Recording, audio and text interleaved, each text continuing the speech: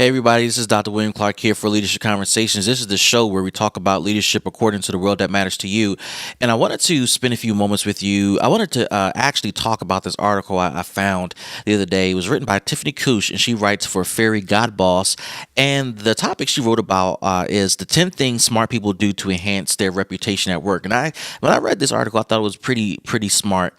There you go. It was pretty smart, and it was some good information. And at first, I thought it was like, okay, this is good for people who are at work, right, trying to just enhance their reputation, as she indicated. But of course, I started looking at this from the lens of an emerging leader, someone who's looking to advance their leadership and to move forward in their leadership, particularly if you're new to the leadership role. And quite frankly, some of the things that Tiffany covers here in this particular article is relevant to getting to that leadership status. But I felt like that these things don't stop. These 10 things that she covers does not stop because you became a leader. These things continue even after you've been assigned a leadership title, because you're still working to become a better leader than you were the day before. So she covers 10 things smart people do to enhance their reputation. I'm going to cover a few of the things that she highlighted in her article. Here's the first thing she talks about. She says taking ownership. Smart people take ownership. And she's getting to the point in this particular section of the article in saying that we're always voluntold to do something. And you heard me right, voluntold.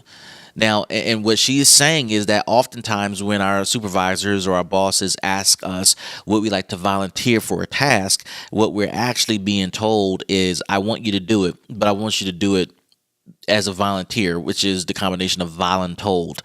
And that happens to everybody on the job, even if you're the CEO or an executive director of your organization and your board asks you to do something that's going to advance the work of the organization, you're going to be voluntold. So everybody's in a position to be voluntold. However, what she's saying is that as a smart individual enhancing one's reputation at work, you're not waiting for those opportunities to be voluntold.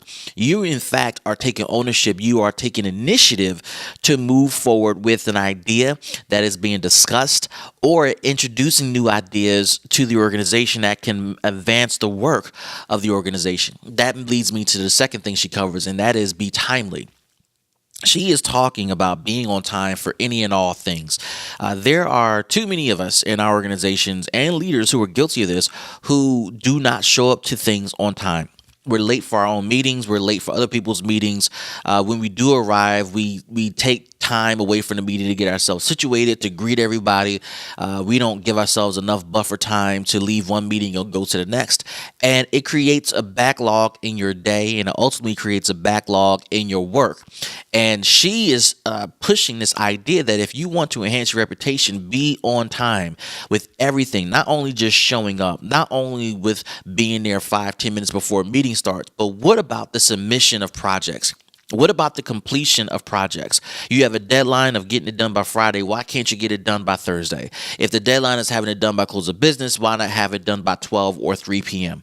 Well, why can't you do that? And so she is saying being timely enhances your reputation, because when you are on time or you are ahead of time, people know, one, you're a trusted resource to dedicate yourself to get stuff done.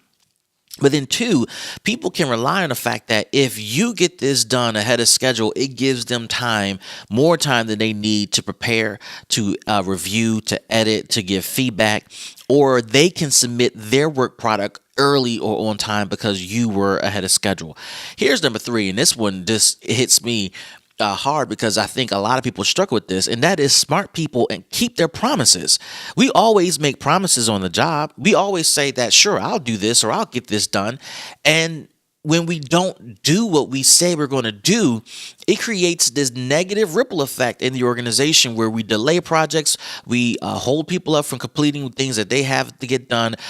Projects or meetings start late, we fall over budget, or we don't stay on the course for our budget.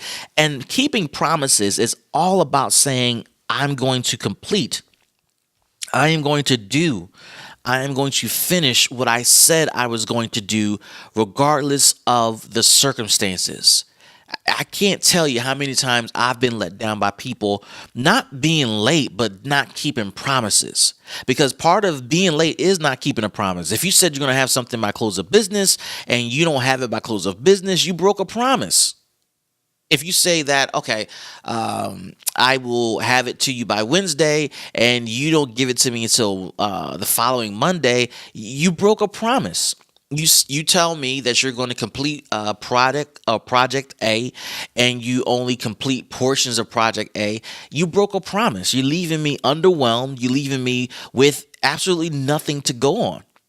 And broken promises is one of the fastest ways that you can destroy, terminate, limit, downgrade your reputation. Okay, so I think that was just something that was powerful that she shared. The fifth thing she shared, and I'm skipping here, is she said smart people think forward. As a leader, I'm always thinking forward. I'm always thinking about several steps ahead and how I can navigate our work as we move forward. As I'm thinking about tomorrow, right? And it seems as though that the leaders you navigate or deal with, rather, are not worried about today. They're kind of aloof about today. No, leaders are always thinking about tomorrow. I have to balance today's efforts, today's conversations, today's outputs with an achievement I have in sight for us over the next 3 to 6 months.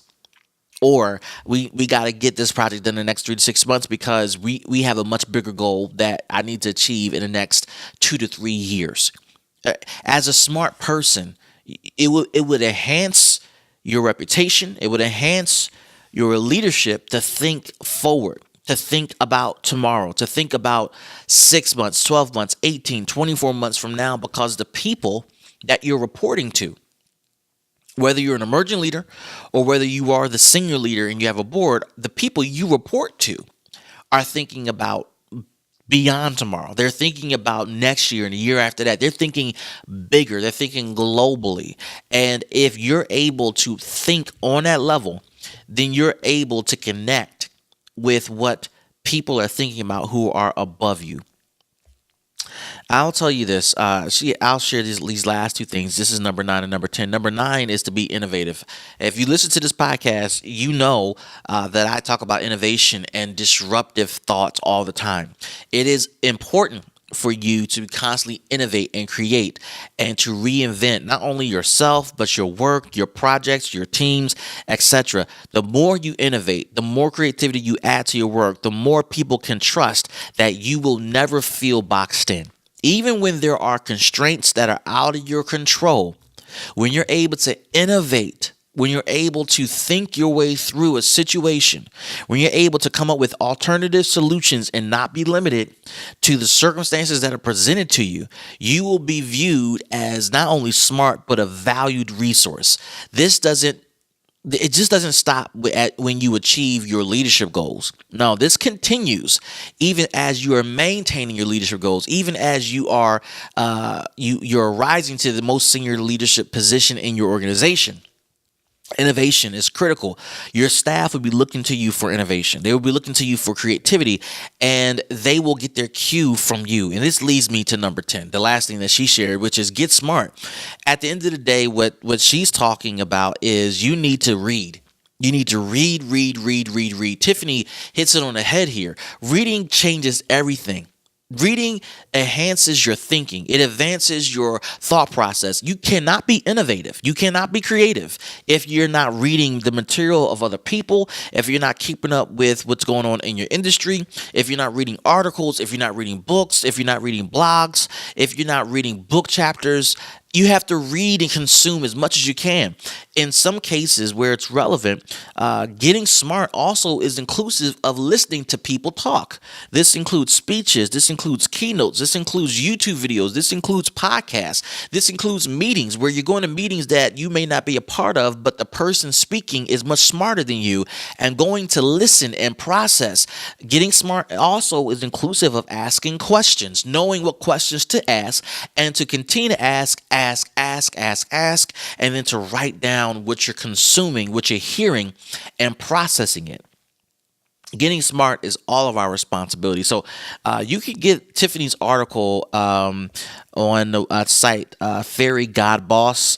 She shares these 10 things. There are a couple more that she shared that I didn't go over that I think might be helpful to you in the growth of your leadership. Now, I'm hopeful that you're continuously pushing the needle, pushing the envelope when it comes to advancing your leadership.